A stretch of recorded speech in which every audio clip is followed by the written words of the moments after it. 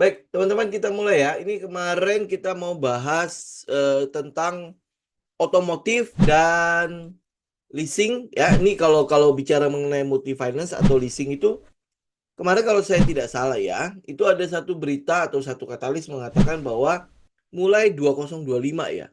Ya, atau tahun depan semua kendaraan entah itu entah itu mobil atau motor gitu ya, dia akan diharuskan untuk memiliki asuransi. Oke.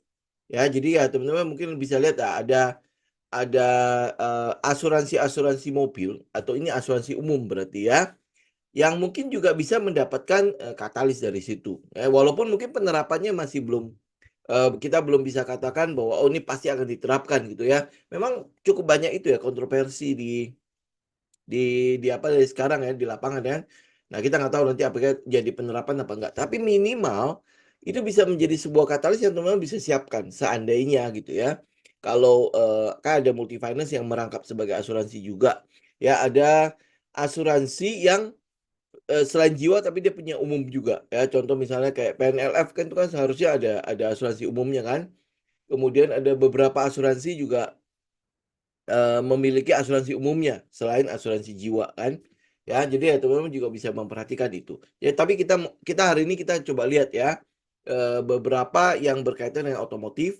Kemudian habis itu kita akan lihat suku cadang ya. Kalau sempat kita akan coba bahas-bahas sedikit mengenai multi finance. Ya, multi finance itu mungkin kenapa kita nggak bahas tahu banyak? Karena secara likuiditas itu jelek ya. Secara likuiditas buat saya sih cukup jelek ya. Artinya fluktuasinya pasti akan jauh lebih tinggi karena likuiditas yang ada di dalam multi finance itu tidak terlalu bagus. Nanti kita lihat secara teknikal itu kurang lebih seperti apa. Ya, nah kemudian habis itu untuk yang beberapa asuransi umum itu nanti kita bedah dulu ya. Saya juga belum bedah ya mana-mana saja emiten-emiten yang punya asuransi umum. Karena ini tidak berkaitan dengan asuransi jiwa nih, karena berkaitan dengan asuransi kendaraan kan. Dan ini tolong digarisbawahi, itu pun belum tentu akan diterapkan. Ya karena masih masih ini kan masih masih berupa wacana dulu nih, berupa wacana jadi sehingga penerapannya masih belum dipastikan. Tapi ya teman-teman bisa siapkan siapa tahu ada setup di situ ya, mungkin bisa kita perhatikan kan ya. Oke, kita mulai masuk ke Astra Internasional dulu ya.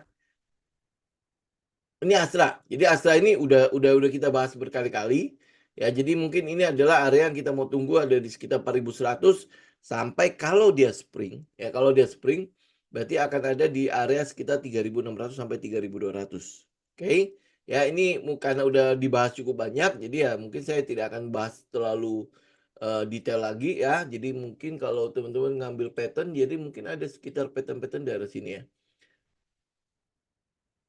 Ya kelihatannya kan kurang lebih kayak gitu ya. Ya, jadi ya mungkin ini bakal ada pengerucutan. Ya mungkin juga di dalam ini ya dalam hal pattern ini kita mungkin nanti akan lihat ada money spot kali di situ ya. Karena kalau lihat dari weekly kan dia ada di penghujung ya. Ya benar ya, dia ada di ujung dari area set sini. Siapa tahu nanti habis itu ini kalau ada spring berarti kan dia mungkin akan turun ke bawah dulu, kemudian habis itu ada high high, high low gitu ya. Ya ini kalau di IG mungkin kelihatannya kayak gitulah ya. Oke. Nah, kemudian teman-teman kalau lihat dari weekly ya, weekly chartnya, kita ngeliat ada lagi klimaks dari sini nih. Ya, klimaks. Jadi mungkin saja itu merupakan titik-titik di mana kita bilang apa ya, risk-nya udah mulai mengecil gitu ya. Nih, daerah sini nih di tanggal berapa ini? Tanggal 13 Mei ya. Saya coba kita lihat di daily-nya itu di kurang lebih tanggal berapa.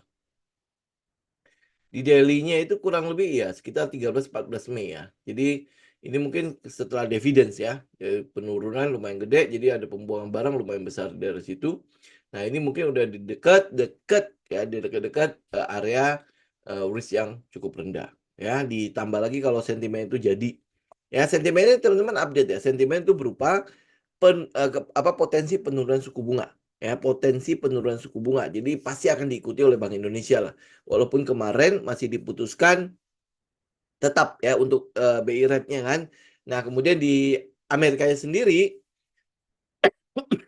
kita melihat The Fed itu sudah mulai ancang-ancang lah, walaupun kemarin tuh sempat di pidatonya pidato atau wawancaranya Trump itu dia meminta Powell ini untuk menunda penurunan suku bunga sampai pemilihannya berlangsung ya. Kenapa? Karena kalau penurunan suku bunga terjadi saat ini, itu mungkin akan jadi bahan untuk bahan yang cukup positif untuk Biden ya dalam hal pemilihan ini kan. Nah ini kita lihat nih, apakah Powell ini, karena Powell ini orang Republik ternyata ya. Nah, apakah Powell ini akan ikut-ikut dalam politik atau ya dia tetap akan sesuai dengan targetnya ya. Target dari The Fed penurunan suku bunga mungkin akan terjadi di kurang lebih September dan satunya lagi di November. Ya, ini yang sedang ada di dalam kita bilang apa ya, di dalam survei atau di dalam perspektif market saat ini ada 2 kali penurunan suku bunga, kurang lebih di September mungkin akan ada penurunan suku bunga pertama, kemudian kedua itu ada di November. Tapi yang pasti tahun ini akan ada penurunan suku bunga. Nah, tinggal nih si Powell ini bagaimana nih ya sikapnya ya. Dia mau ikut politik ya. Kalau dia ikut politik berarti penurunannya akan di November. Kalau dia sesuai dengan target, berarti penurunannya kemungkinan besar akan terjadi di September, itu yang pertama. Yang kedua mungkin akan terjadi di November. Tapi kalau terjadi di November, berarti tahun ini kita cuma akan lihat sekali saja penurunan suku bunga itu terjadi. Ya, jadi ya ini tinggal teman-teman update aja. Oke. Nah, yang kedua teman-teman mungkin akan lihat adalah IMAS ya yang berkaitan dengan dengan sentimen itu ya. Nah, kita mau lihat IMAS itu kurang lebih ini daily ya, teman-teman bisa lihat ya IMAS ya.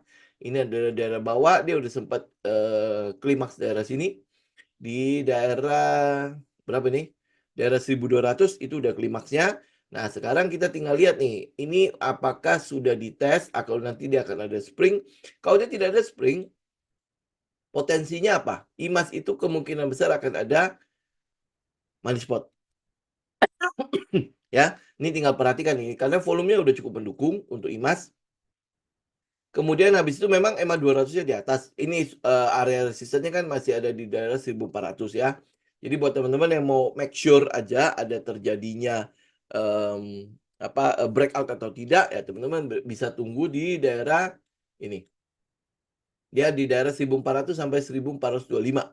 Jadi kalau dia breakout di situ ya kemudian pullback, nah itu mungkin sudah bisa menjadi sinyal buat teman-teman. Kalau tidak, ini kemungkinan besar akan ada money spot daerah sini. Ya lihat aja volumenya udah mulai mengecil ya, kemudian habis itu garis-garis EMA-nya udah dari situ, nah teman-teman tinggal cross check ke MACD sama RSI lah ya. Oke. Nah, jadi ini mungkin akan kita tunggu nih ya untuk IMAS. IMAS ya kalau sampai dia jadi money spot berarti ya kurang lebih areanya 1300-an sampai ke 1400 ya. Ini tinggal tungguin dari daerah situ sembari menunggu update. Ya, teman-teman tahu kan ya, esensi dari money spot itu adalah mereka menunggu kepastian. Ya, menunggu ada sedikit enggak celahnya udah menuju ke arah situ deh. Jadi kalau misalnya kita lihat sentimen saat ini untuk otomotif ya sekarang kan ada Gias tuh. Kemudian yang paling sensitif untuk otomotif itu adalah suku bunga kan, karena ada KPM di situ. Ya, nah jadi ini yang mau kita lihat potensi penurunan suku bunga gimana? Mulai membesar nggak ya mendekati nanti Agustus ya, mendekati dekat-dekat September ya. Nah, nanti pasti akan ada price in yang jauh lebih besar. Jadi kita mungkin akan mulai melihat akan mulai melihat potensi untuk penurunan suku bunganya seperti apa. Kalau sekarang kita boleh katakan kita spekulasi lah ya. Kita spekulasi mengikuti market ya, karena market juga spekulasi untuk menuju ke penurunan suku bunga. Karena itulah makanya kalau teman-teman lihat aset nasional, kita melihat adalah potensi untuk money spot, cuman belum kelihatan bentuknya kan. Sedangkan IMAS itu sudah mulai terlihat, sudah mulai kelihatan. Jadi ya kita tinggal menunggu aja.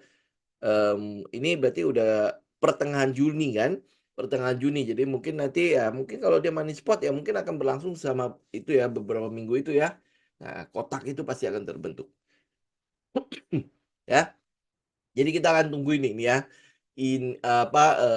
Aset nasional sama si IMAS. Ya karena kalau otomotif yang lain saya mungkin tidak terlalu itu ya, tidak terlalu, menyarankan lagi ya. Tetapi kalau lihat otomotif ya 2 ini yang paling besar, Astra International sama Indomobil kan, ya. Indomobil baru-baru ini sudah kerjasama kan dengan BYD kan. Jadi IMAS BYD. Jadi kalau BYD tambah besar, ini kan udah ada mulai groundbreaking untuk pabriknya di daerah SIAA ya. Jadi daerah Subang berarti kan SIAA kan. Nah, daerah Subang dia sudah mulai groundbreaking. Jadi mungkin sebentar lagi akan jadi. Kemudian kemarin itu sudah penyerahan 1000 ya, 1000 mobil pertama untuk 1000 konsumernya mereka. Ya. Nah, jadi ya kita mungkin akan mulai lihat. Nah, kemudian kemarin tuh di Gias dia meluncurkan varian baru ya di bawah 400 juta. Kalau teman-teman ke Gias teman-teman pasti tahu lah ya. Itu di bawah 400 juta. Jadi lumayan menarik lah ada sebuah sedan, kita bilang itu sedan bukan ya? Karena dia nggak mirip sedan juga ya, tetapi memang 2 seater kan. Ya maksudnya bukan 2 seater, apa ada 5 seater gitu loh. 2 baris gitu kan. Jadi cukup menarik sih sebenarnya untuk BYD, dan BYD sendiri itu juga merupakan perusahaan untuk mobil listrik terbesar kan di dunia kan. Jadi ya harusnya BYD yang paling besar ya, setelahnya mungkin ada merek Cina yang lain, baru Tesla kalau nggak salah. Ya kalau dulu kan Tesla kan, ya kalau Tesla ya udah untuk yang penjualannya udah mulai terpukul kan. Jadi kita lihat potensi untuk IMAS-nya lumayan besar. Oke, jadi ya kita tinggal menunggu money spot-nya aja. Ya ini mungkin bentar lagi lah, ini harusnya udah mulai kelihatan bentuknya. Tapi kalau teman-teman, oh gua lebih baik, oke dia lewatin money spot, berarti kan teman-teman akan tunggu SOS bar-nya kan. Ya, nah kalau SOS bar berarti potensi adalah break di daerah 1400 sampai 1425. Ya, 1400 sampai 1425. Jadi kalau dia break atas, break kemudian kita lihat ya ada beberapa resisten kan di atas kan.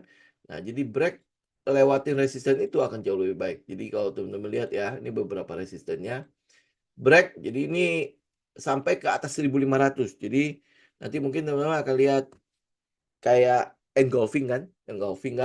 Jadi ada satu bar di sini yang gede banget, atau mungkin beberapa bar, atau jangannya dia bikin itu ya, three white soldiers kan. Jadi ada tiga candle hijau yang berurutan kan. Nah, jadi ini mungkin akan jadi konfirmasi untuk money spot-nya. Tapi yang money spot nggak perlu harus nunggu tiga candle kan. Teman-teman juga udah bisa lihat kan. Nah, itu kalau dia break up, lu bisa tunggu dia pullback, kemudian habis itu mulai join. Ya, ini untuk IMAS ya. Kalau ya kita lihat mana yang duluan. Ya, kalau dipilih Astra International atau IMAS, ya kita tinggal lihat aja setup mana yang duluan. Kalau setupnya si IMAS mulai terbentuk duluan, ya kita masuk IMAS. Gitu. Tapi kalau misalnya setupnya Astra International mulai duluan, ya sudah kita berarti ikut Astra. Ya, jadi cuma tinggal menunggu setup aja. Jadi kalau katalisnya sudah ada, kemudian habis itu kita lihat sektoralnya. Sektoralnya kan untuk otomotif Astra International IMAS. Ada yang lain nggak? Ya, kalau ada yang lain mungkin masuk ke second liner atau third liner ya. Tapi yang sejauh ini saya masih belum lihat untuk yang otomotif ya. Nah, kemudian habis itu kita lihat sektornya sudah mensupport, keduanya kayaknya udah mulai siap-siap ada di money spot kan. Mulai membentuk setup. Nah, setup mana yang mulai terbentuk duluan itu yang kita ikut. Oke, kalau bicara saat ini nih, saya mungkin akan cenderung ke IMAS ya. Skala macam sentimen katalis yang ada di IMAS itu memang jauh lebih besar dibandingkan Astra International. Astra itu sampai sekarang mobil listriknya belum jelas kan. Ya masih ke arah hybrid dia. Ya kan, Honda mau keluar mobil listrik untuk Indonesia ya, nggak jadi. Kemudian habis itu Toyota katanya sudah ada mobil listrik juga kan, yang Scenic itu kan, ternyata masih ke arah hybrid, ya masih ke hybrid. Nah itu yang katalis yang cukup minim di Astra kan. Sedangkan untuk IMAS ada BYD. Ya ini yang kita lihat ada BYD. Memang untuk mobil listrik ini banyak orang bilang Indonesia cukup gagal lah ya, di mana produksinya banyak tapi nggak ada pembelinya. Ya, nah itu teman-teman tinggal cross check aja. Tapi buat saya katalis untuk mobil listrik memang tetap besar ya. Mau terjadi tahun ini atau tahun depan itu pasti akan terjadi. Perpindahan dari mesin fosil itu ke mobil listrik itu pasti akan terjadi. Ya, tinggal itu ya, apa, tinggal menunggu keadaan ekonomi sebenarnya kalau saya boleh katakan seperti itu. Ya, tinggal menunggu keadaan ekonomi, sama yang kedua adalah tingkat kepercayaan publik pada mobil listrik ini. Ini kan sesuatu yang baru. Ya, baru. Euforianya juga gede. Ya, gede. Lu bisa lihat kayak Ioniq waktu diluncurkan ya. Walaupun bentuknya jelek begitu juga orang beli. Ya, kayak waktu Wuling, keluarin Air Wuling-nya, ya bagaimana orang berlomba-lomba juga untuk beli Wuling kan. Padahal kecil begitu. Ya, kemudian suku cadangnya kan semuanya terbatas banget. Lu bisa lihat ya, kayak kalau ban lu habis nih, kalau lu sering itu bawa tuh, bannya kan kecil banget. Lu mau ganti itu nggak ada. Ya, nggak ada yang kompatibel dengan bannya dia. Orang masih beli. Gitu kan, kemudian dia keluarin Pico, kemudian keluarin sekarang ada mobil listrik yang Wuling punya yang bentuknya adalah family car. Ya, jadi artinya memang ada perkembangan yang cukup bagus gitu ya untuk si mobil listriknya. Nah, plus sekarang ada BYD. Ya, BYD kalau kalau teman-teman yang mungkin pernah nyobain di China gitu ya, itu memang bagus ya. Kalau saya bilang sih modelnya cukup bagus gitu loh. Modelnya model tenaga, fasilitas, fiturnya segala macam itu cukup bagus. Karena saya pernah itu ya, test drive daerah situ. Ya, oke ya. Jadi ini kurang lebih dua ini tok ya. Jadi Asta International sama si Imas. Jadi yang kita tunggu itu adalah setup money spotnya. Ya, potensinya pembentukannya itu ada di sekitar 1.300-an. Ya benar ya, 1.300-an sampai ke sekitar 1.400. Itu pembentukan untuk Imasnya. Ya, nah itu kalau kita bicara mengenai otomotif. Nah, sekarang kita lihat ke suku cadang ya. Suku cadang kita cuma bicara dua, auto sama DRMA. Ada satunya lagi adalah SMSM. Nah, SMSM ini secara fundamental bagus, tetapi untuk likuiditasnya itu yang masalah. Ya, tapi kalau teman-teman lihat apa kayak cocok dengan modal teman-teman, ya udah silakan. Jadi kita kalau untuk suku cadang kita punya tiga, ya, auto, DRMA, sama SMSM. Nah, SMSM ini saya taruh terakhir karena kalau diserbu banyak-banyak, udah pasti nggak bakalan bisa handle. Ya, karena likuiditas ya lot size-nya itu kecil-kecil. Kita bukan bicara kecil-kecil gimana ya. Kan ada kalau misalnya modal teman-teman di bawah 10 juta atau mungkin di bawah 50 juta, ke SMSM itu mungkin masih bisa. Ya, tetapi kalau misalnya ini misalnya ini komunitas kita gitu ya, masing-masing ada 10 orang yang punya modal 10 juta, lu masuk ke SMSM pasti jalan itu. Gitu. Jadi kalau kalau lihat untuk keadaan saat ini gitu ya, jadi kemana likuiditasnya agak susah. Nanti kita bisa beli, nggak bisa keluar. Atau keluarnya bisa, tapi ini harus cicil keluar. Itu yang kita masalah kalau dalam hal likuiditas. Ya, oke, mari kita lihat sekarang auto. Ya, auto ini kita lihat di weekly dulu ya. Nih, teman-teman bisa lihat ya, sejak di weekly kita lihat auto itu adalah trennya adalah turun kan. Ini ya. Mana tadi? Ini trennya kan turun nih, turun kan? Nih, teman-teman bisa lihat kan, dia turun kan ya. Dia turun. Jadi secara weekly itu sebenarnya dalam posisi downtrend kan, dia turun kan. Nah, turun kemana? Ada beberapa area yang kita lihat cukup menarik untuk si auto. Ada di daerah 1.335 sampai ke 1.770 ya. Nah, ini kalau di 1.770 itu kita udah mulai lihat ada reaksi di situ. Ada reaksinya balik ke Delhi ya. Oh ya, teman-teman tadi ada yang nanya, kemarin tuh ada yang nanya ya. Kalau kita lihat weekly, ya entry-nya juga di weekly. Enggak, entry-nya selalu di daily. Ya, kita entry selalu pakai time frame yang kecil. Kenapa kita pakai weekly? Karena kita mau lihat trennya, bias untuk trennya itu. Kira kemana sih sebenarnya kan? Ya, dan kalau kita mau lihat cycle-nya, jauh lebih enak kalau lihat di weekly atau di monthly kan. Kita mau cari set satunya di mana. Ya, kalau lihat di daily, ini kalau gue lihat begini, ini kan turun ya. Ya, ini downtrend kan. Nah, kalau kita tarik trend line, ini kelihatannya seperti udah break trend kan. Ya kan? Nah, padahal kalau teman-teman lihat lebih jauh lagi, ini sebenarnya trend yang naik kemudian habis itu turun. Nah, jadi turun berarti kalau kita pakai ini stage ya, sorry. Stage-nya kan di sini.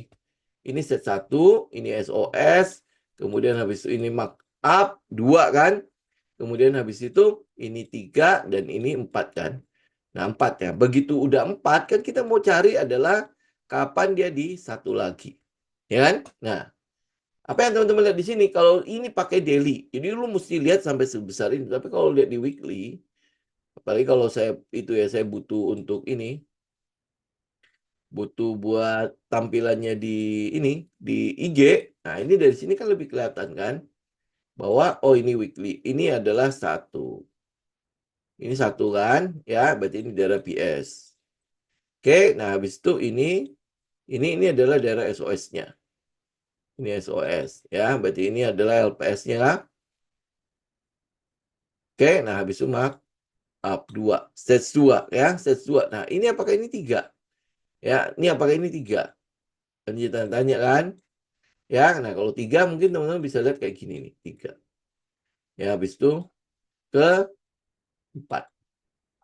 Gitu kan? Ya. Nah, ini juga sama. Ini apa yang kita lihat di sini. Ini pergerakan ke atas, ini adalah pullback yang sebenarnya. Ya, pullback ini. Jauh ya pullbacknya ya. Iya, karena dia naiknya kan udah segini nih. Nah, bisa lihat nggak? Ini ada satu pergerakan ini. Ya, nah ini pullbacknya. Pullback ke arah mana? Ke arah daerah-daerah di mana dulunya mereka sudah pernah bersepakat kalau ini harga wajarnya. Nih dari sini harga wajar. Kemudian habis itu harga didorong ke atas. Ya, analogi kenapa harga bergerak? Karena jauh lebih banyak buyer dibandingkan dengan seller. Ya. Nah, pada saat buyer naikin harga, ini pasti udah ada buyer-buyer yang mengatakan bahwa ini profitnya gue udah cukup. Ya. Sehingga sampai ke atas ini, ya, berarti ada sebagian buyer mengatakan ini udah harga mahal buat mereka. Sehingga terjadi namanya profit taking. Ya, terjadi profit taking. Nah, kemudian habis itu mereka turun lagi. Turun kemana?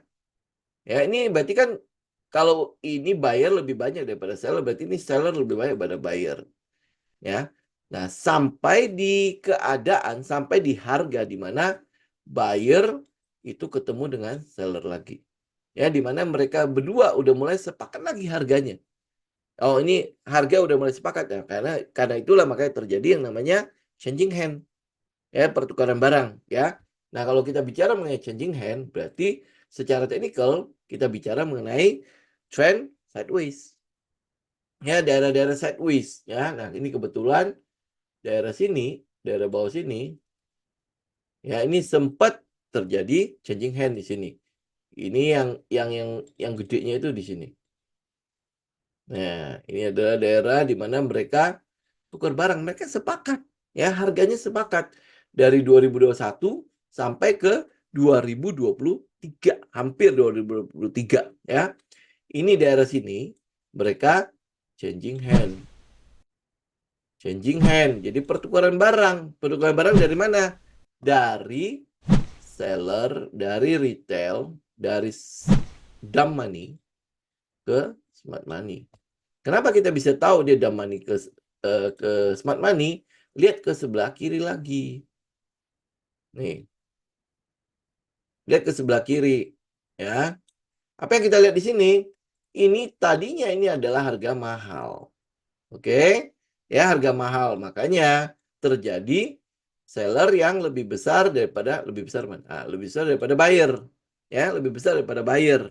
Ya, kemudian habis itu ini kan sebenarnya kelanjutan trend kan. Ya, sampai akhirnya dia turun dan kembali sepakat lagi di mana buyer ketemu seller. Nah, ini cycle-nya.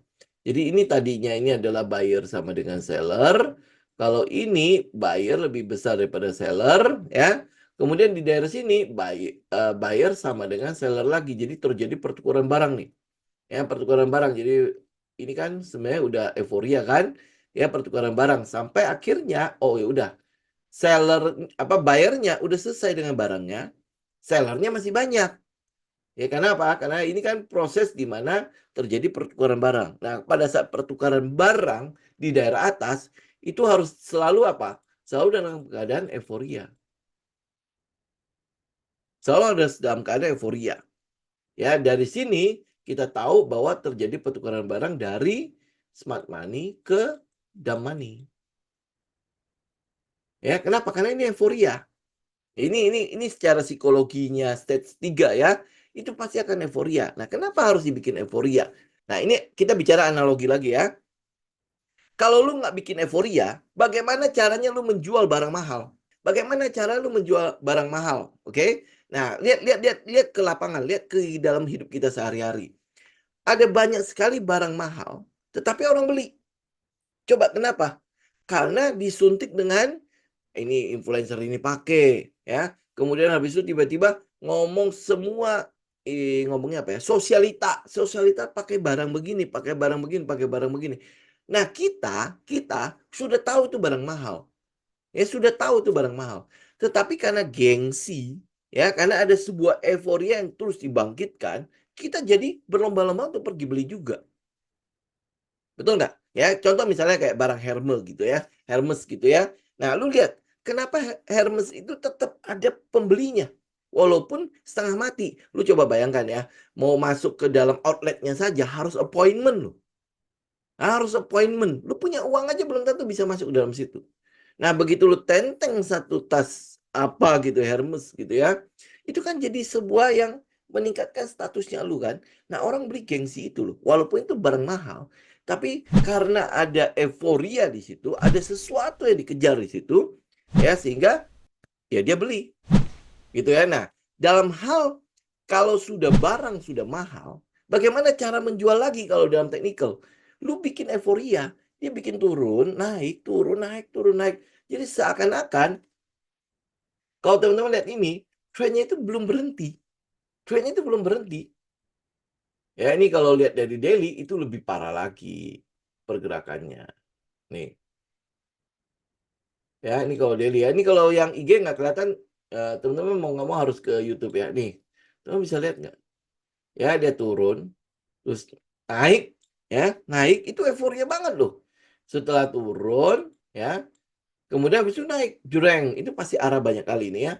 Kemudian habis itu jebol berang gitu kan, ya di sini kan orang hopeless banget kan, ya ampun gua nyangkut di atas, nyangkut di atas, terus habis itu dinaikin lagi, lihat nggak, dinaikin lagi, ya dinaikin lagi, ini bahkan udah mulai sama nih. Jadi orang-orang di sini, oh udah BP nih, BP mulai lepas barang. Nah, pada saat dia lepas barang kan dia selalu selalu kita bilang kan, wah syukur gue lepas, ternyata gue udah keluar nih ya setelah gue tahan berapa tahun gitu kan, akhirnya auto auto gue balik modal gitu kan, dia melepas lepas turun-turun gitu kan, terus dia naik lagi.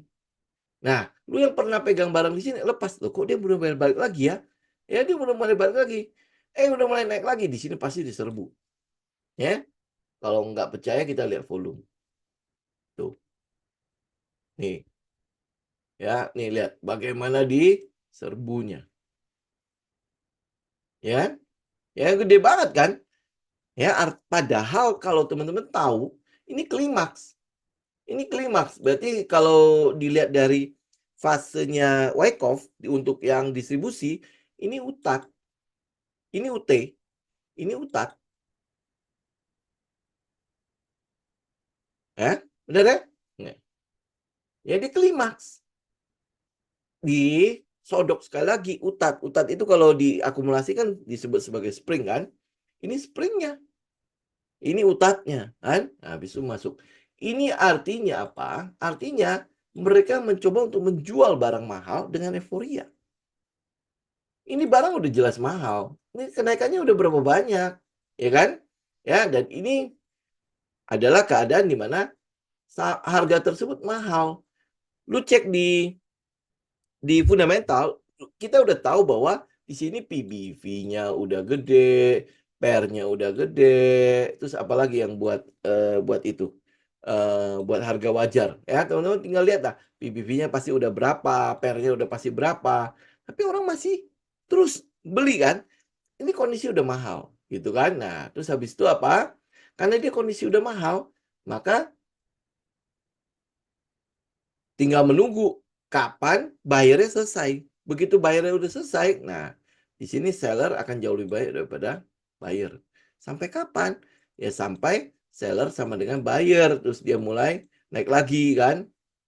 Ya, nah kita lihat sekarang di tempat ini. Oke. Apa yang terjadi saat ini? Nih, di mana buyer sudah ketemu seller? Di daerah bawah. Ini buyer sama dengan seller, ya. Nah, buyer sama dengan seller kan kita mesti tanya ya. Ini dari retail ke institusi atau institusi ke retail? Kalau dia di daerah mahal, pasti itu dari institusi ke retail. Karena daerah mahal kan? Kalau dia di daerah bawah, ya makanya kan kita butuh tahu kan perspektif itu kan. Walaupun kita tahu bahwa dia turun, tapi belum bisa kita bilang bahwa itu adalah harga murah. Harga murah itu baru akan terjadi kalau institusi mulai masuk. Ya, artinya hitungan institusi, hitungan mereka yang punya uang itu sudah murah. Yaitu pada saat buyer ketemu seller. Pada saat institusi beli barang dan retail jual barang. Jadi dari weak hand menuju ke strong hand. Oke? Ya, nah kalau lihat kenapa kita pakai weekly, nah itu untuk mencari perspektif itu. Ya, untuk mencari perspektif itu. Jadi kalau teman-teman kemarin ada yang nanya ini. Apa ya mereka sampai nanya ada apa WOS gitu ya. Oh, grafik itu kan bisa digambar. Saya nggak peduli dengan hal-hal kayak gitu. Ya, grafik mau digambar segala macam, silakan digambar aja. Itu terserah yang menggambar gitu kan. Kenapa? Karena gua nggak bisa mencari, gua nggak bisa tahu gimana cara mereka menggambar. Yang bisa saya lakukan adalah saya mau cari perspektif saya di mana harga murah. Ya, perspektif saya kalau harga murah itu ada tiga. Satu, kalau dia ada sentimen. Ada sentimen, ada cerita. Karena kalau nggak ada cerita, tentu si bandar yang menggambar-gambar itu juga nggak akan masuk ke dalam saham ini. Ya, si institusi yang punya banyak-banyak uang nggak akan melakukan koleksi terhadap barang ini. Karena makanya kenapa gue butuh cerita, gue butuh katalis, gue butuh sentimen. Ya, gue butuh itu.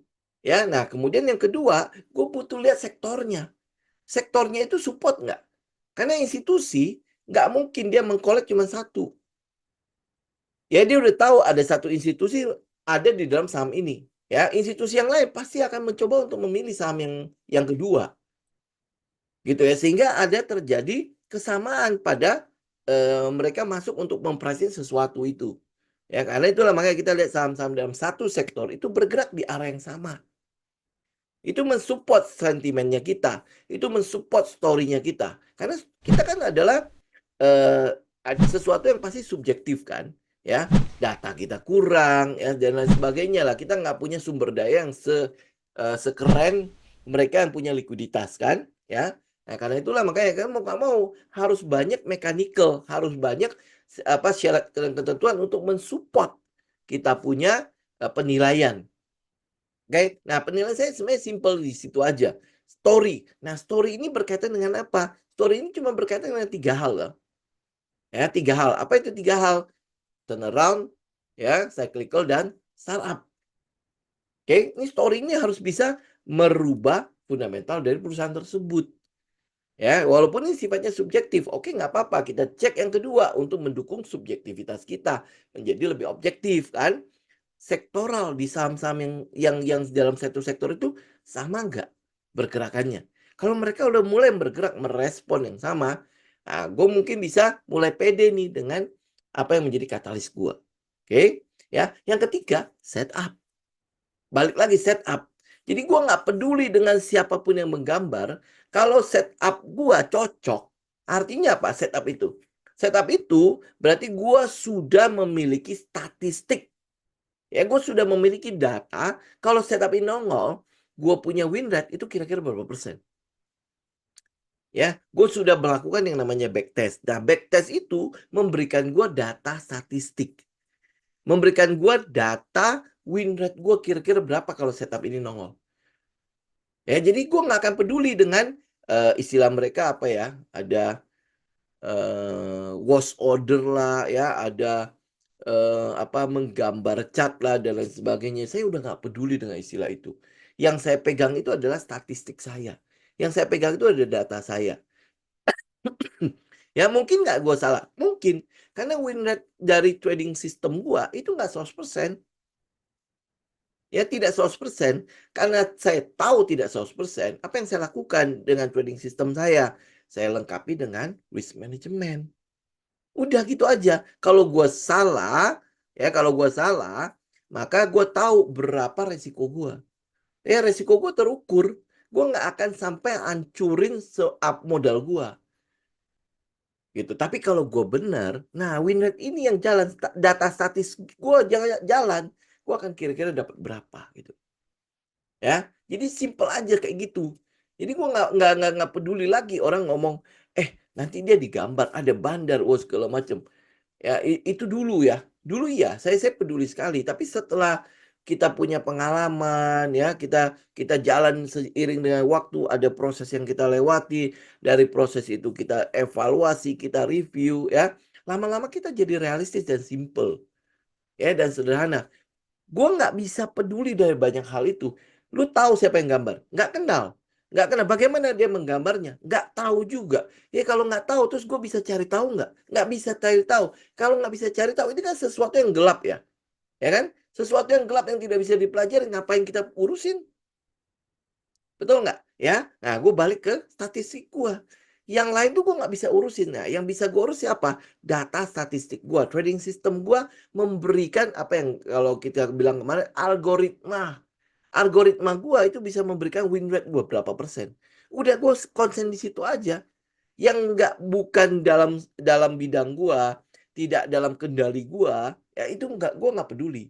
Yang gua peduliin di kendali gua. Ya, jadi ya, jadi mulai melebar kemana-mana ya. Jadi maka dari itu perspektif harga murah lu harus punya dalam trading sistemnya lu. Trading sistem lu harus bisa menerjemahkan harga murah itu berapa di tempat lu. Gitu ya. Kalau trading system kita mengatakan bahwa harga murah itu ada di set 1. Set 1 itu ngapain? Set 1 itu terjadi changing hand dari weak hand itu berarti retail ke strong hand. Ya, kenapa strong hand itu mau menampung barang-barang dari weak hand? Ya, berarti ada story-nya. Story ini mengakibatkan akan terjadi perubahan pada fundamental perusahaan tersebut. Oke, nah pada saat mereka mengumpulkan barang itu bukan dalam waktu yang sehari 2 hari itu mereka melakukan pengumpulan barang, tidak. Ya nggak mungkin lu masukin 1 triliun dalam 1 hari. Itu kan pasti akan menggerakkan harga kan. Itu mungkin berbeda kalau mau masukin 1 triliun di mana gitu lah ya. Lu nggak mungkin mengumpulkan barang secara terang-terangan. Ya, itu prinsip kita. Kita taunya adalah itu trading system kita. Prinsipnya nggak bisa terang-terangan. Karena itulah mereka akan mengumpulkannya dalam beberapa fase. Nah, dalam fase-fase itu memang terjadi ada likuiditas yang masuk. Likuiditas yang masuk itu pasti akan mengakibatkan pergerakan harga. Pasti, ya. Nah, sehingga di situ ada permainan. Ya, ada permainan. Kenapa ada secondary taste, ya, kenapa ada spring, ya. Itu semua adalah dalam rangka, dalam tanda petik ya, saya mau katakan permainan, oke? Tapi itu sebenarnya bukan permainan, itu sistem mereka, algoritma mereka, ya, yang mencoba untuk kita deteksi. Ya, nah ini, aja kalau lu tanya harga murah menurut kita, ya itu kayak gitu. Harga murah menurut kita adalah di daerah cycle-nya dari set 1. Nah, untuk bisa tahu set 1, lu mesti ngelihat ke belakang. Ya nggak bisa lu pakai daily, bisa lu pakai daily. Monitor lu harus gede sekali. Ya agar tampilannya gede. Oke? Tapi kalau monitor lu kecil, mau nggak mau lu ke weekly atau nggak ke monthly. Jadi tinggal baca dari top to down analysis aja. Ya. Nah, oke, balik lagi auto. Jadi ini auto ini adalah daerah yang mau kita lihat itu di 1335 sampai ke 1770. Kenapa? Karena dia sedang pullback menuju ke daerah SOS. Lihat ya, ya, dia sedang pullback dan reaksinya sudah ada. Kita sudah melihat reaksi. Ya, reaksi ini artinya nongolnya buyer. Ya, nongolnya buyer, lihat volumenya. Ya, pada saat dia naik, volume ikut naik nggak? Ikut kan? Ya, volume naik, ikut naik. Pada saat dia ngebase aja, volume turun. Ya, ini kalau ngebase itu berarti kan dia sedang menunggu kan? Ya, ini volumenya turun. Artinya tidak terjadi transaksi yang terlalu berlebihan di dalam base-nya dia. Kemudian habis itu ada satu candle lagi mencoba untuk nge-break. Lihat nggak? Break mana? Ini ada satu resisten yang sangat kuat yaitu EMA 200, 2200. Itu belum ke break sih. Ya, itu belum ke-break. Ya, apa yang kita lihat? Ya itu, kalau memang masih bisa, kita mau coba menunggu di daerah, sebentar, ya. Nih, ya, ini daerah bawah di daerah 1770 sampai ke 1870. Nah, kalau teman-teman masuk daerah situ, kita memproteksi stop loss kita itu kurang lebih daerah 1600. Ya, karena di sini ada satu support ya. Kan tadi resisten kan, teman-teman bisa lihat ya. Ini adalah resisten ya, kemudian habis itu dia berhasil break, ini akhirnya menjadi support. Kemudian habis itu udah dites sekali. Ya udah tes sekali, berarti kan ini daerah nih 1600. Jadi kalau gue taruh di situ, jangan tanya lagi soal stop loss ya. Ini kan stop lossnya mungkin akan gede. Berapa nih? 11,86% ya. Stop lossnya, oh ya gede, gede ya. Oke, ini kalau kita bilang berapa nih? Kalau total sampai dia tes lagi kembali ke atas, itu ada sekitar 1/8. Ya, 1/8, 1/9 enggak. Enggak ya, kelewat ya. 1/8, kurang lebih 1/8 ya. SL teman-teman bisa daerah di bawah 1600. Jadi kalau lu masuk di 1870, SL-nya berapa? 16,5% ya. Nah, ya ini nggak usah tanya lagi ya. Teman-teman pasti udah paham lah ya. 16,5%, gua gede banget. Betul, itu secara risk kalau teman-teman lihat itu gede. Ya, karena itulah makanya kalau bisa dia balik lagi ke area-area sekitar 1600, kita akan lebih senang. Ya, kita akan lebih suka ya. Tapi kalau enggak gimana? Gue mau agresif gitu kan. Kalau mau agresif ya sekali lagi ya SL lu pasti gede. Nah, SL gede ini bukan masalah kalau lu punya risk management. Ya, gue nggak usah terangin lagi ya. Lo bisa lihat kemarin lah ya. Kalau gue punya risk management, gue udah tahu berapa resiko gue dari transaksi ini. Ya, dari transaksi ini. Jadi bukan, wah, gue turun 16, berarti kan gue akan rugi 16,8%. Jadi modal gue akan hilang 16,8%. Gitu ya, tidak. Ya, ya udah tahu lah ya. Udah ya. Ini kurang lebih auto ya. Kemudian habis itu satu lagi adalah DRMA. DRMA harusnya sama tuh kan. Ya, ini pergerakannya sama kan. Jadi satu sektor sudah mengatakan bahwa pergerakannya sama. Lihat nggak pergerakannya? Ya, ini turun, terus habis itu naik, kemudian habis itu best. Ini hari ini harusnya naik, ternyata kempes ya ini ya. Ini kempes ya. Nah, DRMA mengatakan kempes. Auto itu full candle loh. Ya, auto itu full candle. Jadi kita mungkin akan lihat potensinya adalah mereka masih akan ada pullback-nya. Nah, kalau untuk DRMA itu ada beberapa tempat yang mungkin teman-teman bisa tungguin. Ya, ini satu di daerah 1750 sampai 830 ya. Satunya lagi 560 sampai 630. Tapi kelihatannya sih mungkin tidak akan sampai se ekstrim begini ya. Ya, jadi paling akan stop di daerah sini. Ini sama kan kalau saya tarik garis. Nah, ini adalah tadinya resisten, ini jadi support. Ya, jadi break kan? Dia break kan? Jadi ini daerahnya mungkin yang lebih wajar untuk ditungguin. 750 sampai 830. Oke? Ya, berarti SL-nya teman-teman bisa taruh di bawah lah. Ya, kita ambil realistis aja SL-nya berarti sebentar. Ya, kalau teman-teman lihat ini SL 30% lebih ya. Ini gede banget nih. Ya, jadi daripada segede gitu, teman-teman bisa cari SL yang di bawah sini. Oh, ini weekly atas gede. Ya, oh ya. Ini ya. Jadi kita bisa taruh di kurang lebih di dari sini. Nih. Di daerah berapa? 700. 700. Kurang lebih sekitar 15% nih SL-nya. Kalau masuk di daerah 830. Tapi kalau dia bisa turun sampai ke bawah, ya ke daerah 750, ya SL lu masih akan lebih kecil. Ya, nanti kalau kita kan gini ya, antara orang konservatif sama agresif gimana? Kalau lu konservatif, mungkin nggak dapat barang. Gitu aja ya. Mungkin nggak dapat barang, tapi SL lu kecil. Oke?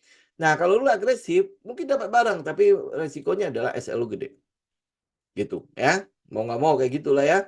Nah, bisa jadi nanti bisa kena. Ya, kalau dia nggak jadi, dia turun, kemudian habis itu ternyata ngebreak gitu kan. Lalu mungkin bisa kena duluan. Tapi ingat, ini semua itu sudah ada namanya risk management. Jadi lu udah tahu lah, kalaupun kena stop loss sudah resiko jadi agresif itu kurang lebih kayak gitu. Ya, kalau konservatif, ya udah nggak apa-apa. Lu bisa jadi nggak dapat barang. Nanti nggak dapat barang, ngoceh-ngoceh lagi kan. Nah, udah tinggal hitung aja. Kalau saya tuh udah, kalau teman-teman udah ngitung yang namanya risk management, ya sudah. Ya, lu udah pakai aja. Lu tahu resiko lu.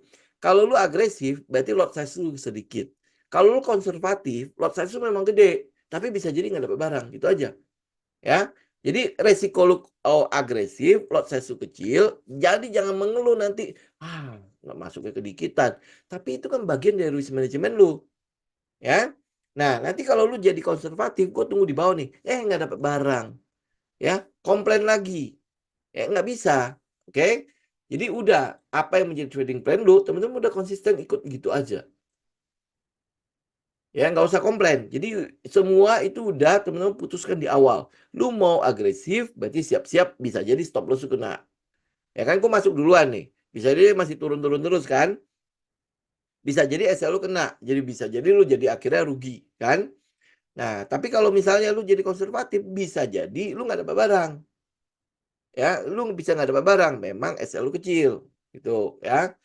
Nah, memang jauh lebih enak kalau lu jadi konservatif ya, bisa dapat barang dengan harga lebih murah, dengan risiko yang lebih kecil. Oke, tapi siap-siap gak dapat barang, itu aja. Menjadi agresif, lu bisa jadi kena stop loss duluan. Bisa jadi lu dapat barang, tapi di satu sisi jangan komplain dengan lot size yang kecil. Ya, semua itu adalah keputusan sudah lu bikin di awal. Ya, kayak itu DRMA. Jadi kalau DRMA sama ini 1:5 ya. Ya sekitar 80% juga ya. Auto juga kurang lebih sama ya, walaupun mungkin dia punya SL lebih kecil ya kurang lebih 80% juga ya, SL-nya 16% sama sih kurang lebih kayak gitu. DRMA sama 80% juga ya. Ini kita lihat ya, maksudnya untuk risk reward ratio yang kurang lebih wajar gitu kan ya. Ini kalau ini 1:5 bisa nggak sampai 1:6 ya. Nah, ini maksimal adalah 1:7 ya, 7 sampai ke resisten atas ini nih untuk DRMA. Ya, kalau lihat dari ini, dari keuntungannya mungkin DRMA oke lah ya. Tapi saya lihat yang lebih wajar itu adalah 1:6. Ya, 1:6, 1:5 akan lebih wajar. Karena kita nggak mungkin taruh pas-pas persis di resisten. Kalau nggak kena, nangis bombay lu. Gitu kan? Ya, selalu kita taruh di bawahnya kan. Gitu ya. Jadi pergerakannya, jadi sebelum kena itu, teman-teman jadi udah tahu lah ya, oh kita berarti sudah TP duluan. Ya kalau dia naik terus gimana? Ya udah urusannya dia lah. Kan trading plan lu adalah segitu, ya. Udah cukupkan aja segitu. Jadi nggak usah sampai euforia sampai berlebihan gitu. Ya konsisten aja dengan trading plan gitu. Baik teman-teman, ini saya pikir udah cukup dulu ya untuk hari ini ya. Ya ini kan ada Sabtu dan Minggu ya, mungkin bisa dilakukan research sedikit untuk bagaimana asal internasional emasnya, kemudian habis itu bagaimana dengan otomotifnya. Ya, siapa tahu bisa itu. Mungkin bisa ke Gias gitu ya, lihat-lihat keadaan kan, mumpung weekend kan. Oke, teman-teman, saya pikir hari ini sekian dulu ya. Kita ketemu lagi minggu depan ya. Happy weekend semua. Sampai ketemu lagi. Saya izin pamit. God bless.